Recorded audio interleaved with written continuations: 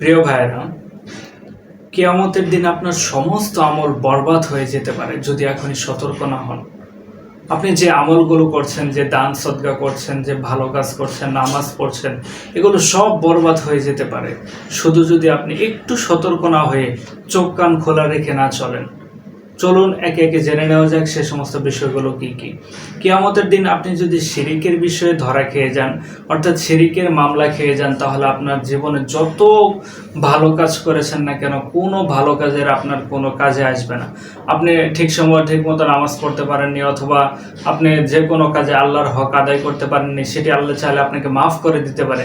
কিন্তু একটা গুনাহ রয়েছে, যে গুনাহটি যদি আপনি করেন তাহলে আল্লাহ পাক রব্বুল আলামিন আপনাকে বিনা হিসাবে জাহান্নাম দিয়ে দিবে।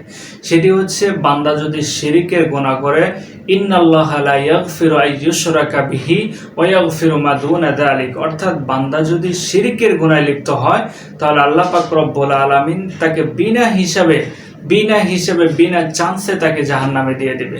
তো শিরিক, প্রচলিত শিরিক কি কি রয়েছে আমাদের সমাজে? অনেকে আমরা কথা বলার সময় বলে আল্লাহও লাগে ইল্লাহও লাগে, এ ধরনের কথা বলে, এটা সরাসরি আল্লাহর সাথে শিরিক করা হয়ে যায়। তারপরে আবার আমরা এ ধরনের কথা বলি যে আগে আল্লাহ পরে আপনি, অথবা আমরা অনেক সময় মায়ের দুধের কসম, মায়ের কসম, বাবার কসম, এ ধরনের আমরা অনেক ধরনের কথা বলে থাকি, যেগুলো নিতান্তই আল্লাহ পাকের সাথে শিরিক করা হয়ে থাকে। শিরিকের অনেক ধরনের প্রকার রয়েছে। আমরা প্রতিটি কাজ করার আগে আমরা দেখব যে এটির সাথে ইসলামের সাথে কোনো সম্পর্ক রয়েছে নাকি সাংঘর্ষিকতা রয়েছে। যদি কোনো ধরনের সাংঘর্ষিকতা থেকে থাকে তাহলে আমরা সেটি এড়িয়ে চলার চেষ্টা করব, এবং সবসময় আমরা চেষ্টা করব শিরকের মতো ভয়াবহ বিষয়গুলো থেকে দূরে থাকার জন্য, যেন কোনোভাবে আমাদের মাধ্যমে কোনো শিরক না হয়। অনেক সময় দেখা যায় যে মাজারে গিয়ে, আমি নিজের চোখে মানুষকে দেখেছি, তারা মাজারে গিয়ে সিজদা করছে, এমনকি তারা মাজারে গিয়ে তাদেরকে বলতেছে যে আমাকে একটা ছেলে দাও, আমাকে একটা মেয়ে দাও, আমার এই সমস্যা আছে, ওই সমস্যা আছে, এ ধরনের নানা ধরনের ভ্রান্ত তারা কথা বলে থাকে, কার্যকলাপগুলো বলে থাকে। এমনকি অনেক সময় তারা পীর বুজুর্গদেরকে, গাউস কুতুবদেরকে তারা এমনকি নবীদের চাইতে, আল্লাহর চাইতে আরো বেশি সম্মানী বলে থাকে। তারা এই এমন এমন কথা রয়েছে, একটা গান রয়েছে যে আল্লাহর ধন রাসূলকে দিয়া, আল্লাহ গেলেন গায়েব হইয়া, রাসূলের ধন খাজা বাবারে দিয়া, রাসূল গেলেন ফকির হইয়া, তারপর রাসূলের ধন বাবায় পায়া, আস্তানা গেল আজমিরে।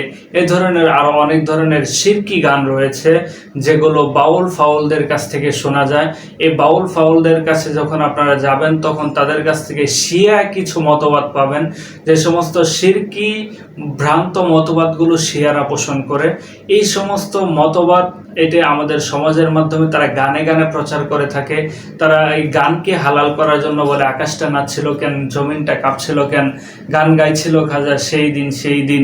এ ধরনের তাদের কাছে আপনি যে কোনো একটা বিষয় তারা করছে, তাদের কাছে যুক্তি চাইতে যাবেন যে এটা কোরআন হাদিসের কোথায় আছে, তারা আপনাকে গান দিয়ে একটা বুঝ দিয়ে দিবে। সেটা কোরআনে থাকলো কি থাকলো না, কি আছে না আছে, কোনো কিছু তারা দেখবে না, তারা আপনাকে গান দিয়ে দলিল দেবে। যেমন বর্তমান সময় যদি আপনি গানের দলিল চাইতে যান, যে গান, যে তারা গান বাজনা করছে, এটি কি মূলতভাবে জায়েজ আছে কিনা, তারা আপনাকে উত্তর দিয়ে দেবে, এই আকাশটা নাচছিল কেন, জমিনটা কাঁপছিল কেন, গান গাইছিল খাজা সেই দিন সেই দিন, এই একটা গান দিয়ে আপনারা বুঝ দিয়ে দেবে। এ সমস্ত বাউল ফাউলদের কাছে গেলে আপনারা শিরক এবং বিদআতের মতো ভণ্ডামি এবং মূর্খতামিগুলো শুধু তাদের কাছে পাবেন। আপনারা এ ধরনের কোনো কার্যকলাপ না করে, তাদের কাছে না গিয়ে চেষ্টা করবেন নিজেরা কোরআন হাদিস স্টাডি করে নিজেদের মতো করে চলার জন্য। যদি নিজেরা কোরআন হাদিস স্টাডি করতে না পারেন, সে সক্ষমতা না থাকে অথবা সে যোগ্যতা না থাকে, আপনারা চেষ্টা করবেন সংশ্লিষ্ট এলাকা ভিত্তিক আলেম ওলামাদের কাছে, মসজিদের ইমাম সাহেবদের কাছে গিয়ে তাদের কাছ থেকে আপনার দিন বোঝার চেষ্টা করবেন। আপনি হাজারো আমল করছেন, হাজারো নেক কাজ করছেন, সেগুলো আপনার বরবাদ হয়ে যেতে পারে যদি আপনি একটু বুঝে না করতে পারেন। একটু আপনি যদি সাধারণভাবে এই শিরকের ভিতরে লিপ্ত হয়ে যান, তাহলে আপনার সব কষ্ট, সব আমলগুলো বৃথা চলে গেল। এজন্য আমরা সবসময় শিরক থেকে বেঁচে থাকার চেষ্টা করব। আল্লাহ আমাদের তৌফিক দান করুক। আমিন।